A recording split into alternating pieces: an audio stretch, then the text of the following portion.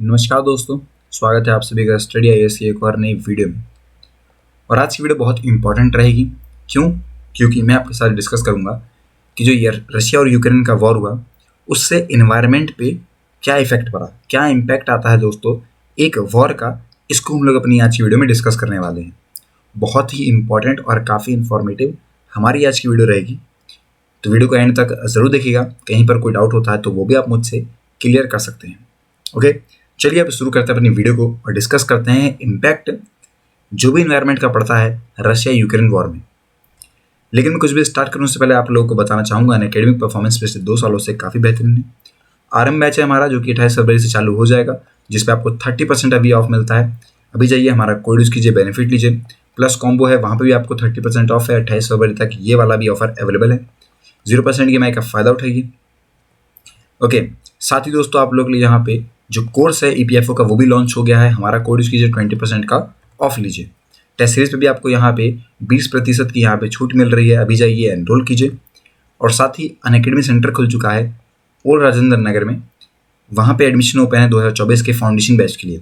ज़्यादा इन्फॉर्मेशन के लिए आप लोग यहाँ पे भी कॉन्टैक्ट कर सकते हैं।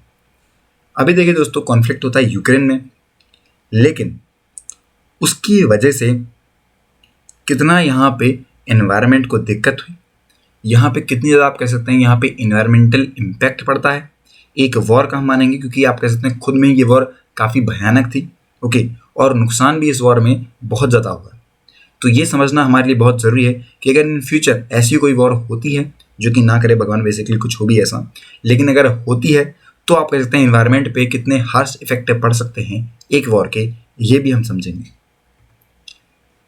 तो सबसे पहले समझते हैं कि आखिर जो वॉर होती है किस तरीके से इन्वायरमेंट को अफेक्ट कर रही होती है। ओके, ये समझना हमारे लिए बहुत ज़रूरी है कि क्या क्या वो आप कह सकते हैं फैक्टर्स हैं जिनकी वजह से आप कह सकते हैं वॉर जो है वो इन्वायरमेंट को अफेक्ट करती है। पहला एंड मोस्ट इंपॉर्टेंट दोस्तों ये है कि कोई भी अगर यहाँ पे लड़ाई होगी वहाँ पे डिस्ट्रक्शन ज़रूर होगा।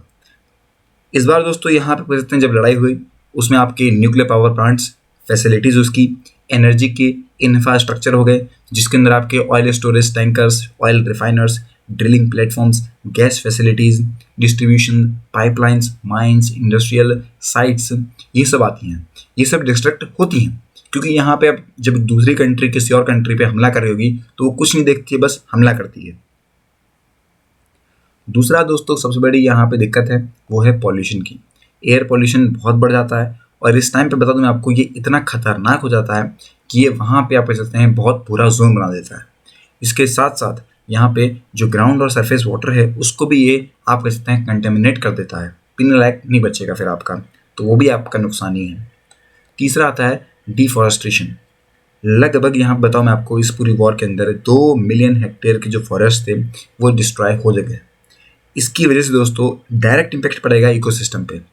डायरेक्ट यहाँ पे आप कह सकते हैं कई सारी ऐसी स्पीसीज होंगी जो आप कह सकते हैं रेयर हो गई होंगी या तो कई सारी खत्म ही हो गई होंगी। ये भी इफेक्ट पड़ा है। कार्बन फुटप्रिंट जो यूक्रेन है, इसका एस्टिमेट जो एमिशन बताया जा रहा है फ्रॉम रशिया इन्वेजन, वो रफली दोस्तों 33 मिलियन टन ऑफ CO2 हुआ है फ्रॉम द कॉन्फ्लिक्ट। और यहाँ पे 23 मिलियन आप कह सकते हैं टन CO2 है फ्रॉम फायर जो कि कॉन्फ्लिक्ट के बाद उठी। तो आप मान सकते हैं ये लगभग 56 मिलियन टन का जो पूरा CO2 है ये उस पूरी वॉर के अंदर निकल गया। ये दोस्तों इतना है, मैं बताऊं आपको, कि जितना एक देश निकालता होगा उसके बराबर ही है। न्यूक्लियर रेडिएशन, जो रशियन ट्रूप्स हैं दोस्तों, इन्होंने यहाँ पे कई सारे आप कह सकते हैं खुदाई करी कि वो आप कह सकते हैं प्रोटेक्ट कर सके यहाँ पे अपने जो उनका यहाँ पे कॉर्बाइल सेंचुरी है उसको। ओके, और वहाँ पे वो लोग अपने न्यूक्लियर वेस्ट को और रेडिएशन को रिलीज कर सकें। न्यूक्लियर रेडिएशन दोस्तों अगर आप कह सकते हैं बुरी कंडीशन में पहुँच जाता तो मैं इस बात की गारंटी लेता हूँ कि यूक्रेन और रशिया जिस भी देश में अगर ये चीज़ें होती, वो देश आप कह सकते हैं अपने लगभग यहाँ पे कई डिकेड तक उस चीज़ से जूझता रहता। कई डिकेड तक आप कह सकते हैं ये जूझता रहता। अब इसका सॉल्यूशन क्या है, हमें पता लगी क्या क्या किस किस तरीके से ये चीज़ें समस्याएं पैदा हुई हैं। सबसे पहला आता है दोस्तों मिलिट्री एक्टिविटीज़ को कम करना। जो भी कॉन्फ्लिक्ट हुआ, जो भी चीज़ें हुई, वहाँ पे मिलिट्री एक्टिविटीज़ आई, अगर उन्हें अभी कम किया जाएगा तो असर जो है उसका वो कम होगा, मतलब आगे प्रॉब्लम नहीं बढ़ेगी। हमें इसी चीज़ों से टैकल करना पड़ेगा। दूसरा दोस्तों ये है कि जितना इकोसिस्टम डैमेज हुआ है, चाहे आप मान लीजिए फॉरेस्ट हुआ है, वाटर हुआ है, तो उन सबको रिप्लेस किया जाए। जो यहाँ पे फॉरेस्ट यहाँ पे डैमेज हुआ है वहाँ दोबारा पे रीप्लांटिंग हो, और आप कहते हैं जो भी पॉल्यूटेड वाटर है उसको साफ किया जाए, इस तरीके से काम होगा। तीसरा दोस्तों, यहाँ पे कुछ इन्वायरमेंटल रेगुलेशन लगाए जाएँ, प्राइवेट सेक्टर चाहे कुछ भी हो, जितना आप कह सकते हैं एनवायरमेंटल डैमेज आया है ओके, उन सभी पे यहाँ पे काम किए जाएँ। प्रमोट किया जाए दोस्तों इस टाइम पे रीन्यूएबल एनर्जी को। गवर्नमेंट ने दोस्तों यहाँ पे इन्वेस्ट करना चाहिए रीन्यूएबल एनर्जी इंफ्रास्ट्रक्चर पे ओके। अभी क्या है उनका काम कि वो बेसिकली आप कह सकते हैं रिड्यूस तो नहीं करेगा कार्बन एमिशन को, पर वो क्रिएट भी नहीं करेगा, ये बात भी है ओके।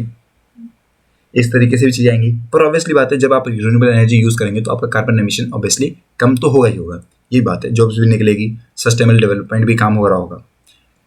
5 दोस्तों, पब्लिक अवेयरनेस बहुत ज़रूरी है इस टाइम पे। लोग यहाँ प्रोटेस्ट वगैरह कर रहे हैं, आर्टिकल्स रिपोर्ट्स आ रही है सोशल मीडिया में, यहाँ पे इन सबको हमें यूज़ करके अवेयरनेस फैलानी चाहिए। एंड लास्ट में दोस्तों, यहाँ पे सपोर्ट करना चाहिए अफेक्टेड कम्युनिटीज़ को, चाहे वो गवर्नमेंट की हो, सिविल सोसाइटी ऑर्गेनाइजेशन हो, सबको यहाँ पे आना चाहिए।